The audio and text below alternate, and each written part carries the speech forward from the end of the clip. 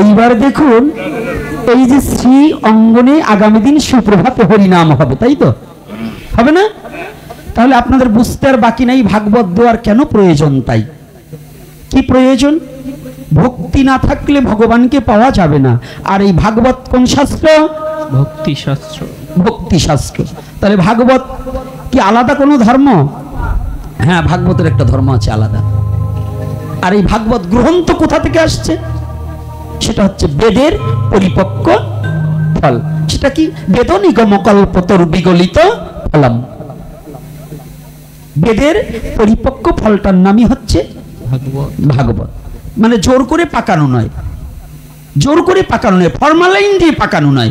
এটা বেদ বৃক্ষ, বেদ মাতা করুণা করিয়া তার পরিপক্ক ফল প্রেম ফলটাকে ভাগবত রূপে ভক্তি স্বরূপ তিনি দান করে জগৎ আস্বাদনের জন্য দিয়ে দিলেন।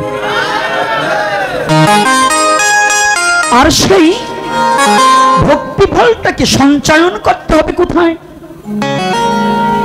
আপনাদের শাড়ি কেনার মার্কেট আছে, শাহাবুদ্দিন কমপ্লেক্সে গেলে অনেক ভালো ভালো দামি দামি 1.5 টাকার মাল 6 টাকা নেবে, কারণ ওই দোকান ভাড়া তো আপনাদের উপর দিয়ে উঠাবে। কি অন্য জায়গায় একই মাল একই কোম্পানি, ওখানে ওই নিচের তো উপরে দাম বেশি। জানে ওই উপরে যারা যায় তারা কুমা পাত্র নয়, তো ওদের কাছে তো একটু কষাইয়ে নিতে হবে, হবে না? দোকান ভাড়া, কারেন্ট বিল, কর্মচারী বিল আছে না, ওইটা কষাই রাখতে হবে না? তাকে একটু ভালো করে শুনবেন। কিন্তু এই ভক্তি কোন বাজারে পাবেন? পেয়েছেন কেউ কোনো বাজারে? ও মায়েরা কিনেছেন? সাধুর বাজারও নেই আজকাল। সাধু কে রে? লাখে না মিলিল এত সাধু। মাইক দেখলে সাধুর এখন দৌড়ায়। এই বাংলাদেশে যে দুরবস্থা হয়েছে, সাধু এত যে কানে কুরুত দিয়ে যে মাসে মাসে চান্দা নিচ্ছে, ভিক্ষা করিয়ে খাচ্ছে, এক সাধুরও পাওয়া যায় না। এই যে এক সাধু খালি, বাবা আমার একটু বলে দেন মন্দিরের জন্য। কয়বার গেছো সাধু সমাবেশে? হিন্দুর দুরবস্থা কয়বার গেছো? একবারও যাও নাই। তাই তোমার ভিক্ষা করে দিয়ে আমার জাতির কি লাভ আছে? দেবো কেন? তোমার জাতির স্বার্থে পাচ্ছি না। সনাতনী জাতি মার খাচ্ছে, সনাতনী জাতি নির্যাতিত হচ্ছে। এই কথাটাকে ব্যক্ত করার জন্য যদি কোনো সাধু না আসে, তার জন্য আমি না, তার জন্য আমি না। এটা তোমার ব্যক্তিকেন্দ্রিক স্বার্থের জন্য তুমি যদি কিছু করো, জন্য আমি কোনো দায়। হ্যাঁ,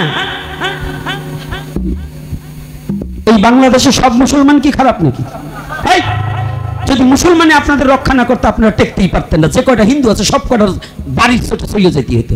এদেশে আজও ভালো মুসলমান আছে, তবে কিছু উগ্রবাদী, উগ্রপন্থী যারা জবরদখল, যারা মানুষকে হত্যার যজ্ঞে মেতেছে, তারা কোনো মুসলমান নয়, তারা আলাদা একটা জাতি। মুসলমানের হৃদয়ে কখনো হিংসা থাকতে পারে না। নজরুল বললেন, পূর্ণতা যার আছে ঈমান, কোথা পাইরে সেই মুসলমান। যার পূর্ণতা ঈমান আছে, যে ঈমানদার ব্যক্তি, সে কখনো মানুষকে হত্যা করতে পারে না, সে কখনো কারো জমি দখল করতে পারে না। সেই ঈমানদার মুসলমান কখনো নারীর প্রতি লালসিত হতে পারে না। তাহলে যারা করছে, তাদের প্রতিবাদ করার জন্য আজকে যারা সংখ্যালঘু জাতি, যারা সনাতনী জাতি আছে, এত কষ্ট করছি, এত বকবকানি করছি। কই এদেশে যারা গুরুগিরি করে খাচ্ছে, ব্রাহ্মণ আছে, বৈষ্ণব আছে, ভোগ দিয়ে খাচ্ছে, কয়জন পাচ্ছেন? কয়জন পেয়েছেন? আমি মনে করি এই সাধু, এই গুরুদেব, এই ব্রাহ্মণদের চেয়ে ওই কলেজের ভার্সিটি ছাত্রদের প্রণাম করা উচিত, যারা নিজের জীবনটাকে বলিদান দেওয়ার জন্য চলেছে। এই ভার্সিটি ছেলেদেরকে প্রণাম করা উচিত, অবনত মস্তকে, যে নিজের জীবনকে বলি রেখে জাতির স্বার্থে রাস্তায় নেমেছে। আর এগুলো খালি টাকা হাতিয়ে কামিয়ে নিয়ে ছেলে মেয়েকে বড় করার জন্য, ছেলের জন্য 5 তলা বিল্ডিং, বড় মন্দির করে শিষ্য রাশি রাশি করার জন্য ব্যস্ত। এরা একজন সদ্গুরু নয়। যারা নিজের স্বজাতি চিন্তাটাকে ভুলে গেছে, নিজের জাতির দুঃখ দুর্দশায় যারা এগিয়ে আসতে না পারে, ওরা একজন সদ্গুরু নয়। জানবে এরা ব্যবসায়ী, এরা ব্যবসায় লিপ্ত হয়েছে। গুরুগুরি ব্যবসা করে নিজের পুঁজি বাড়াবার জন্য এরা মত্ত হয়েছে। এদেরকে কোনো উপকার, এদের কোনো কালেকশন পর্যন্ত দেওয়া উচিত নয়।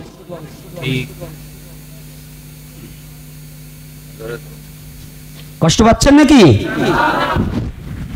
এদেরকে কালেকশন ধান দেওয়া বন্ধ করে দেবেন, কালেকশন দেবার পারবেন না। এরপর থেকে দেখবেন যে জাতির স্বার্থে যারা এগিয়ে না আসবে এদেরকে একেবারে বয়কট করুন, কোনো কালেকশন হবে না। কিসের কালেকশন?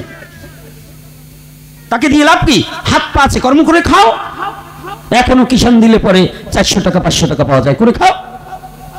ব্যবসা, কারা চাল খাওয়ার এত লালসা?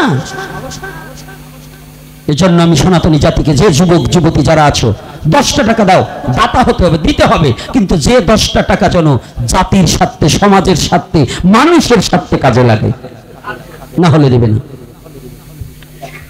ব্যক্তিগত স্বার্থের জন্য 1 টাকা দান করা অবৈধ। এজন্য মহাজন বললেন, পাত্র বুঝে দান করিস তুই, স্বার্থ রাখি শূন্য, ওই দানেই তোর হতে পারে যৎ কিঞ্চিত পুণ্য। যে নিজের উদর পূরণ করার জন্য পরের কাছে হাত পাতবে, এটা তার ভিক্ষাবৃত্ত। আর সনাতন ধর্ম ভিখারিকে, ভিক্ষাবৃত্ত জীবনকে ঘৃণার চোখে দেখে, তাকে কখনো গ্রহণ করে না। সনাতনী জাতি কোনো ভিখারি নয়।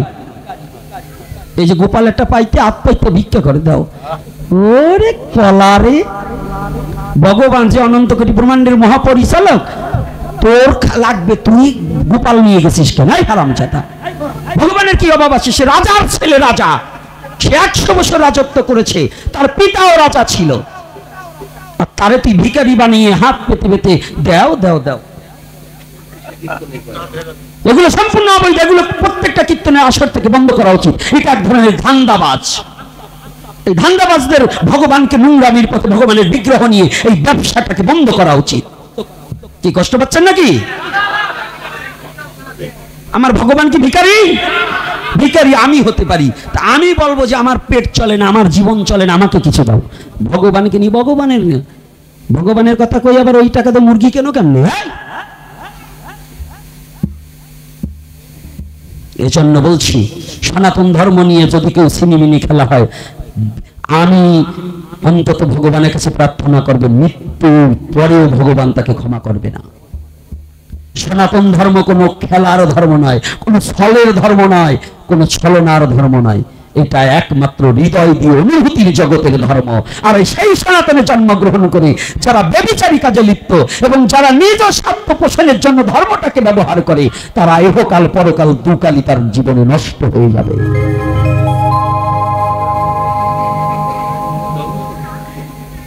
সাবধান, নিজের দোষটা পরের দিকে চাপিয়ে দেওয়া যাবে না। কষ্ট পেলে আমার কিচ্ছু করবার নেই, কিচ্ছু করবার নেই, কারণ আমার আলোচনায় এখানে আমি ওই কৃষ্ণ কংসকে মেরে ফেলছে ও আমি বলবো না। আমার কথা, তুমি কারে মারতে পারো এটা দেখো। অর্থাৎ তোমার ভিতরে যে কংস আছে ওকে মারার চেষ্টা করো। তোমার ভিতরে যে পুতনা আছে, রাক্ষসী, ক্ষুধা নামক রাক্ষসী, ক্ষুধা হলে পরে ভজনকে ভুলে যাও, ওই রাক্ষসীটাকে মারো, বধ করো। কামরূপ কংসকে ধ্বংস করো, এগুলোকে ধ্বংস করে তোমার দেহরাজ্যটাকে উন্নত করো। এই জন্যই ভগবত ভজন, এই ভাগবতীয় কথার একান্ত প্রয়োজন। সংস্কার হতে হবে এবং নিজের দেহ জমিটাকে উর্বরা তৈরি করতে হবে। তাহলে কোথায় পাবে গো? খুঁজিলে ভগবান পাবি না সে ধন, যদি জ্ঞান নয়ন না ফুটলে পরে। সারা ভুবনে খুঁজলে সে ধন পাওয়া যাবে না। কি না হলে এই চর্মচোখে হবে না, জ্ঞান নয়ন না ফুটলে পরে। জ্ঞান নয়ন কাকে বলছি? কে ফুটাবে? অজ্ঞানতিমিরন্ধস্য জ্ঞানাঞ্জনশলাকয়া চক্ষুরুন্মিলিতং येन তস্मै শ্রী গুরুবে নমঃ। আমার জ্ঞান নয়ন ফুটিলে কি হবে? এই চর্মচোখে উঁচু নিচে দেখা যায়। যার জ্ঞান নয়ন উন্মিলিত হয়েছে তার আর উঁচু নিচু নেই। রাধে, তার কি কোন জাত নাই, ছোট জাত নাই, বড় জাত নাই, উঁচু জাত নাই, নিচে জাত নাই। যার জ্ঞানী হয়ে গেছে সে কি করে? আত্মদর্শন করে। আত্মজ্ঞানী হয়ে গেছে, আত্মজ্ঞানী হলে সর্বভূত ঈশ্বর দর্শন করে। তারা আর বিশ্ব জগতের মাঝে কোন কাউকে ঘৃণার কথা ভাবে না।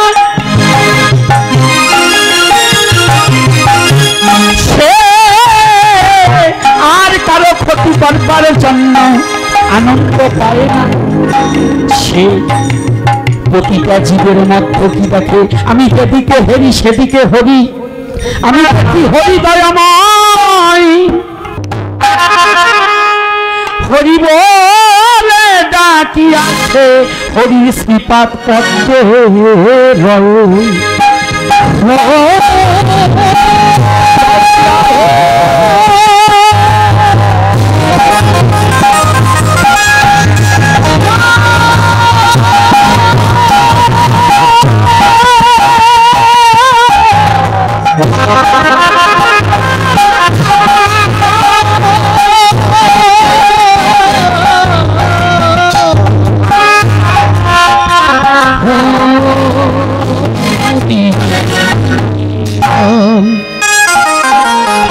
তাহলে শোভন কোথায় পাবো? বেদের পরিপক্ক ভক্তি তা ভাগবত নিরূপণ করেছে। ভাগবতকে এই গ্রন্থরূপী ভাগবত কিন্তু পূর্ণ ভাগবত নয়। এই কাগজ চীন দেশে কিছু বছর আগে সৃষ্টি হয়। এই কাগজের ভাগবতের আগেও ছিল যে ভাগবত, সেই ভাগবত জানতে চিনতে পারিলে পাইব সেই গোবিন্দ ভজনের সুফল। সেই ভাগবত খান কোনখানা শাস্ত্রে করেছে নিরূপণ? তিনখানা ভাগবত আছে, শুনেন ভক্তগণ। ভাগবত কি কি ভাগবত? একটা অচল ভাগবত, একটা সচল ভাগবত, একটা মধুর ভাগবত হয়। অচল ভাগবত যেখানে এই সম্মুখে গ্রন্থ রূপে রয়, যে গ্রন্থ কানাকে কেউ না চালালে চলতে পারে না। এই ভাগবত খানা আমি যদি না নেই কিংবা আপনি যদি না নেন, যাবে যাবে? তাহলে এটার নাম অচল ভাগবত, গ্রন্থ রূপে যা লেখা রয়। ইহার আগেও ভাগবত ছিল। ইসলাম শাস্ত্রে বললেন ওহির মধ্য দিয়ে, জিবরাইল সাল্লাল্লাহু আলাইহি ওয়াসাল্লামের মধ্য দিয়ে আল্লাহ নবীকে পাঠিয়েছিল যে কোরআনের সূরাগুলো।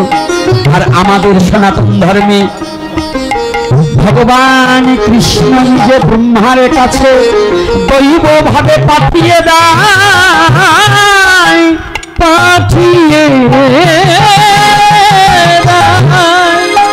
যে ভাগবত কোন গ্রন্থ রূপে লেখা ছিল না বিশ্ব বসুধায়।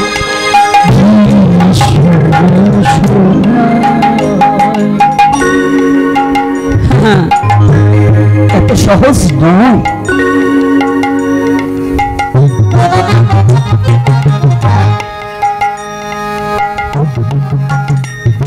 এত সহজ নয়। তাই কি করেছে? এটা অচল ভাগবত। এই অচল ভাগবতকে যিনি মস্তকে ধারণ করে বিশ্ব জগতে ঘুরে বেড়ায়, তাকে মহাত্মাগণ সচল ভাগবত বলে।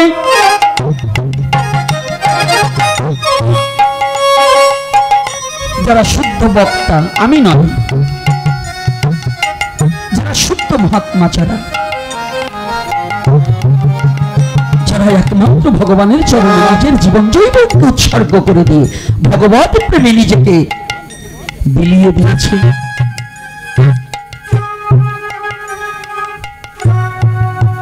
আমাদের সনাতন ধর্মে যেমন হরিদাস মহাপ্রভুর চরণে সমস্ত দেহখানা জীবন জৈবনে বিলিয়ে দিয়েছিল, আর ওই মুসলমানের মধ্যে ওয়াজ করুনি পাগলা যেমন নবীর প্রেমে পাগল হয়ে তার সব দিয়ে দিয়েছিল। ওরে মুসলমান আর ওরে হিন্দু, নবীরে ভালোবাসো। নবীর একখানা দাঁত শহীদ হয়েছে আর তার 32খানা দাঁত ভেঙে দিয়েছিল, তাইনি? তুমি যদি সত্যি নবীকে ভালোবাসো, যদি তুমি আল্লাহকে ভালোবাসো, যদি ইসলাম হয়ে থাকো, তাহলে তুমি আর একটা মানুষকে হত্যার হুমকি দাও কি করে? তুমি নিজেই তো মরে বসে আছো, নবী যে মরে সে আবার আরেকজনকে মারতে পারে না কে বাবা? পারে বাবা? এরা কারা? এই যে ইউটিউবে হুমকি দিচ্ছে জবাই করে দেওয়া হবে, যেগুলো বলছে যে জবাই করে দেওয়া হবে, একটাও মুসলমান না, ওগুলো ওরা ফেরাউনের দল। কোন মুসলমানের মুখ দিয়ে কথা বেরোতে পারে না।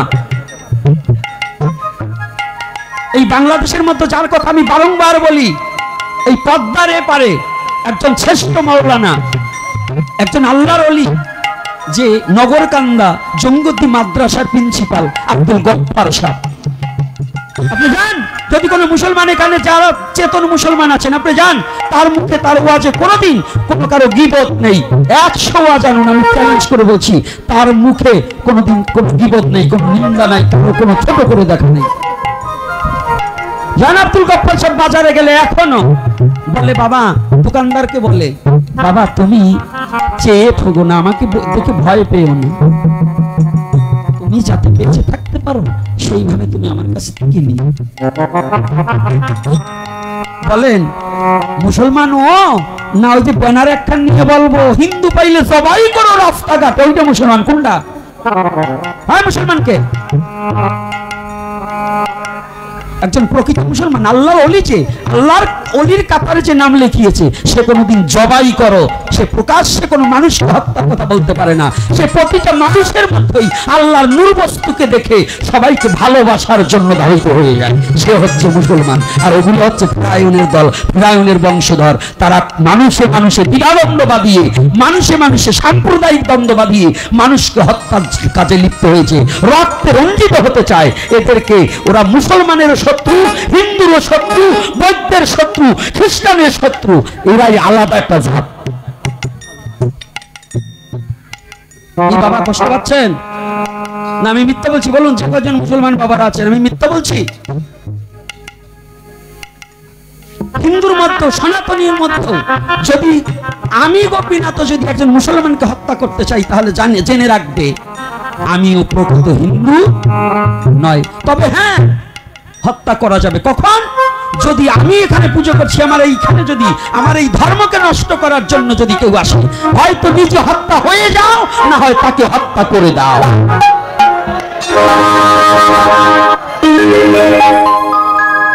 যদি নিজের স্বধর্মের প্রতি কেউ আঘাত আনে, হয়তো নিজে হত্যা হয়ে যাবে, না হলে হত্যা করে দেবে, তবু তাকে ছাড়া যাবে। তারা কয়জন আসবে? কয়জন আসবে? এই বাংলার বুকে আজও মানুষ আছে, আছে না? এই বাংলার বুকে আমি যেখানে থাকি ভাঙাতে মাত্র 4 ঘর হিন্দু আর সব মুসলমান। তারা তো আমার একদিনও ক্ষতি করলো না। যদি প্রতিটা মুসলমানের মধ্যে ওদের মতো ওই যে ফেরাউনের দলের মতো যদি হিংসা থাকতো, কাফেরের মতো, তাহলে ওরা আমাদের এই বাংলাদেশে থাকতে দিত না। আজও মুসলমান বাদী হয়ে আমাকে কতজন বলছে, ফোন করে বলে, বাবা সাবধানে থাকবেন। মুসলমান আমাকে ফোন করে বলে, বাবা দেখেন ওরা কি কথা বলছে, আপনারা একটু সাবধানে থাকবেন, আপনারা একটু নিরাপদে থাকবেন। আমার চোখে জল এসে যায়। 3 দিন আগে একটা ছেলে, ছোটবেলায়, ও ছোট, আমার চেয়ে একটু বয়সে ছোট, কিন্তু অনেক কথা বলেছি, একসাথে চলেছি। ছেলেটা ফোন করে বলছে, ভাই আপনি কেমন আছেন? তা আমি বলছি, আমি তো চিনতে পারলাম না। তখন নাম বলছে, ও মনে আছে আমি অমক। বলে হ্যাঁ। বলছে আপনি একটু সাবধানে থাকবেন, আমরা প্রবাসে বসে জানেন দাদা আপনার কথা আমি একটু চিন্তা করি, আমাদের বাংলাদেশে যা শুরু করছে কিছু কিছু লোকে, তাতে আপনাদের প্রতি অত্যাচার না হয়, তা আপনি একটু সাবধানে থাকবেন। আমার চোখ দিয়ে জল এসেছে। ও তো মানুষ, ও তো একটা মুসলমানের ছেলে, তাহলে ওর চিন্তাটা কতটুকু, ওর চিন্তাটা কত গভীরতম, যে ও এখনো ভাবে যে না আমরা হিন্দু মুসলমান একসাথে চলেছি, আমরা একসাথে থাকতে চাই, আমাদের কোনো হিংসা করা যাবে না। ওই যে গ্রামের নওজোয়ান হিন্দু আর মুসলমান মিলিয়া মুর্শিদার বাউল গান গাইতাম, আগে কি সুন্দর। এখন আছে সেই দিন, ধর্ম বাড়ছে কিন্তু হিংসা ধর্মের লিবাস বাড়ছে কিন্তু হিংসা বাড়ছে, ধর্ম হারিয়ে যাচ্ছে। কি হিন্দু, কি মুসলমান, কি বৌদ্ধ, কি খ্রিস্টান। হিন্দুদের মধ্যে এই যে মালাধারী আর এই যে এত নামযোগ্য আগে ছিল না, ছিল? এই যে সনাতনী যারা আছেন ছিল এত? হ্যাঁ, এই যে হিন্দুগুলা এখন যা শুরু করছে, এদের চোটেও মানে একদিন আমাদের বিপদ আছে। এত ভালো ভালো না, হিংসা ভালো না, সাধু হও, ভক্ত হও, বিভক্ত হইও না। ভক্ত হতে চেষ্টা করো, বিভক্ত হইও না। বাবার আমার কথায় কষ্ট পাচ্ছেন না তো? আমার এই আমার মানে নিজের জীবনের এই একটা প্রতিজ্ঞাবদ্ধ, যদি ভগবানের কথা বলি 5 মিনিট আর 35 মিনিট কথা বলবো জীবনের কথা, যে কথা শুনলে জীবের জীবদ্দশায় চরিত্রের পরিবর্তন ঘটে। তাহলে আজকে এই ভক্তি ধন কোথায় গেলে পাবে? কোথাও দোকান কোথায় পেতেছে? আমার শ্রীকৃষ্ণ চৈতন্য মহাপ্রভু এই ভাগবতের আর একটা তত্ত্ব বলা হয়নি। কোথায়? এই একটা অচল ভাগবত আর একটা সচল ভাগবত, মানে যে ভাগবত দেশে বিদেশে প্রচার করে, এটার নাম কি? ভাগবত। আর মধুর ভাগবত কারা? মধুর ভাগবত কোনখানা? যেজন বিশ্ব জগৎ জীবের কাছে হরি কথা বলছে, ওই সচল ভাগবতের বদন হইতে হরি কথা শ্রবণ করিতে করিতে যেজন নিজের হৃদয়ের সমস্ত ময়লা আবর্জনা পরিষ্কার করে, যেজন শুদ্ধ চিত্তে ভক্তিটাকে পরিপক্ক করেছে, যেজন ভাগবতী কথা শ্রবণ করিতে করিতে ভক্তি রাজ্যে পৌঁছে ভক্ত সঙ্গ করিতেছে, যেজন একমাত্র ভক্তের সঙ্গে জীবন খানা ডুবিয়ে দিয়েছে, তিনি হচ্ছে মধুর হইতে মধুর ভাগবত বিশ্ব জগতে। আর যদি কোনো ভক্ত, যদি তোমার ভক্তি ধন ক্রয় করতে চাও, যদি কিনিয়া লইতে চাও, তাহলে কি করতে হবে জানো? একবার করো করো ভক্তের সঙ্গ পারা,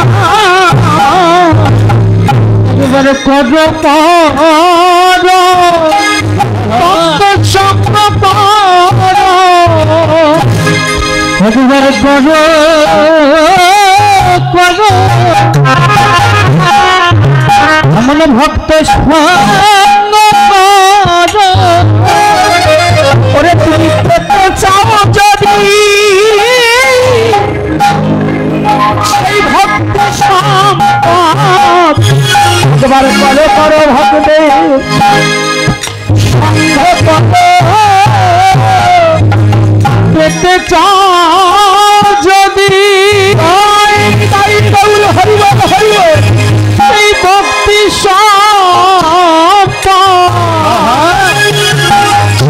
একেবারে পদ পদ সেই ভক্ত সঙ্গ যদি পেতে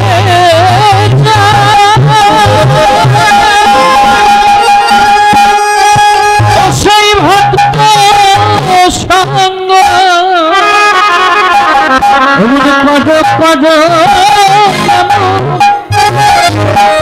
এমন ভক্ত সঙ্গ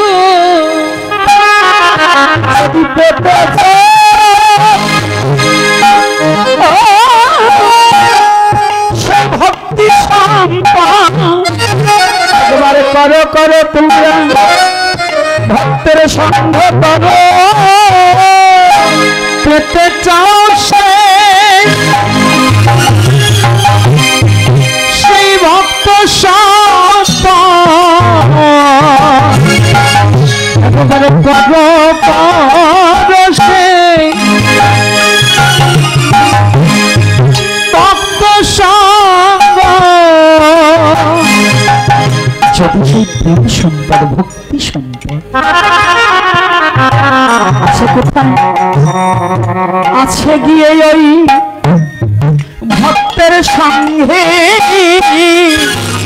আছে গিয়ে ওই ভক্তের সঙ্গে।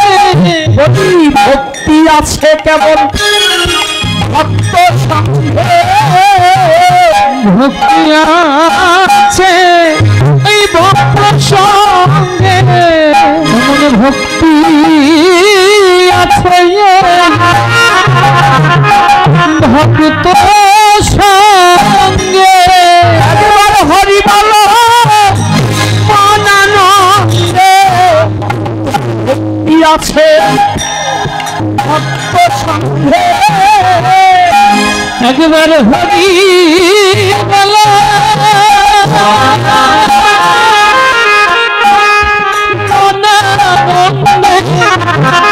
শুধু ভক্তি আছে এই ভক্ত সঙ্গে। একবার হরি বল মনানন্দ, বিশ্ব জগতের মাঝে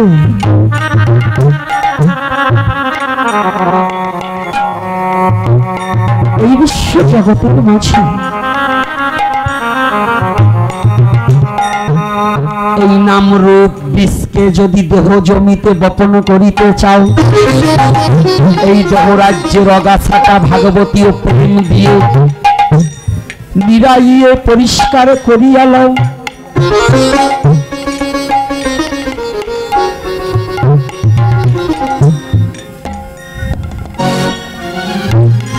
কথাটা কি বোঝা গেছে?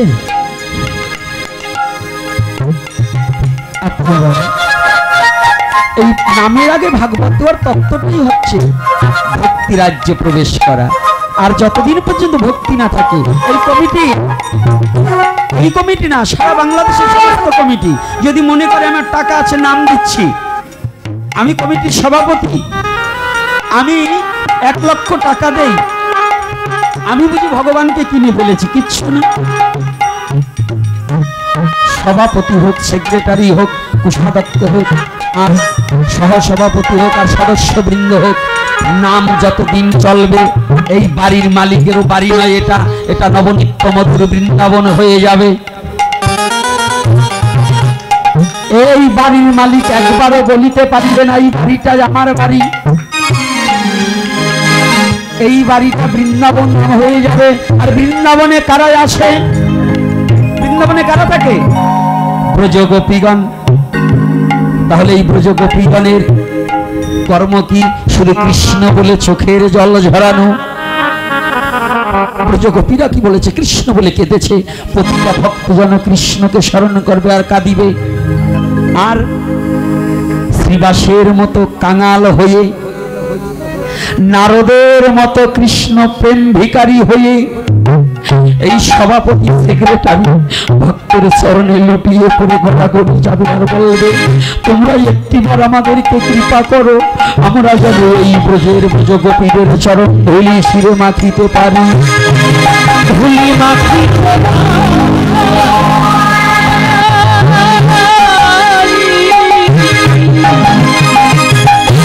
এই ব্রজ ধুলি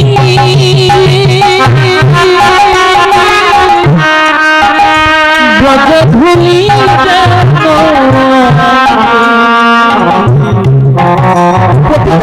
প্রতিটা বাড়ির আলাপ, প্রতিটা অঙ্গনে এই ভাব যদি হয়, তবে যদি এই কীর্তন সার্থক হয়, তবে যদি এই নামযজ্ঞ সার্থক হয়।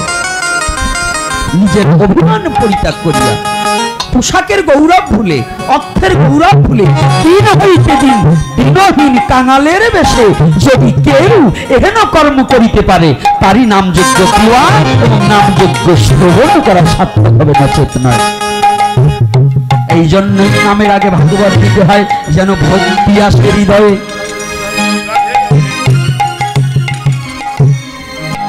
নামের আগে যাত্রা দিলেও তো হতো, ভাগবত দিচ্ছে কেন গো? যাত্রায় ভক্তি হয় না, আর এই ভাগবতে কি হয়? এই যে যতগুলো মায়েরা বাবারা এসেছেন, একজনের হলে এই কথাটা কাজে লাগবে, লাগবে না বাবা? তাহলে এটাই আমার জীবনের সার্থকতা। এই বকবকারির সার্থকতা হবে যে এই 2 ঘন্টা 2.5 ঘন্টা যে বকবক করলাম, এই বকবকের সার্থক হবে যদি দুটো ভক্ত এই কথাটাকে প্রতিপালন করে। যদি দুটো ভক্ত প্রতিপালন করে তবেই আমাদের হবে। তবে আর দীর্ঘায়ী করব না। দীর্ঘায়ী করতে গেলে আমার তো প্রতিদিনই প্রোগ্রাম আছে। আগামী দিন লালমনিরহাট যেতে হবে, তাই আমার তো গাড়িতেই এখন বাড়ি ঘর হয়ে গেছে। সাধুরা উঠবেন না, ফট করে বললেই কিন্তু ওঠা যাবে না। একটু ভালো করে শুনুন। এই আমরাও কিন্তু একটু ব্যবসায়ী। আপনারা জানেন কয়েকদিন আগে আমার একটা দুর্ঘটনা ঘটে গেছে, সকলেই অবগত। যাই হোক, অর্থ ছাড়া তো কিছু চলে না, আবার অর্থ না হলেও কিছু হয় না। তবে কৃপা করে আপনাদের যার যেমন সামর্থ্য, কত টাকা তো নষ্ট হয়ে যায়, কত টাকা নষ্ট হয়ে যায়। পান বিড়ি সিগারেট খেলেও কত টাকা নষ্ট হয়ে যায়। আস্তে, এত কথা বলো কেন? ছোট কথা হবে সবসময়। ইশারায় কাজ করা শেখো। জ্ঞানী বোঝে ইশারাতে, মূর্খ বোঝে কিলে। ইশারায় কাজ করবা। তাহলে পিছনে যেতে হবে, তোমাদের দোষ আছে, পিছনের তাসো। তাহলে কিছু দেবেন ভগবানের সেবার নিমিত্তে। আর দ্বিতীয়তে এই পাগলটা বলেছে আমার কথা একটু বলে দেবেন। উনি একটা মন্দির করতেছে, যারা ওনাকে একটু সহযোগিতা করার ইচ্ছুক আছেন, এই যে পাগল, আপনারা কেউ 1 বস্তা সিমেন্ট যার যেমন দেওয়ার ইচ্ছা হয় ওনাকে আপনারা দান করবেন। কারণ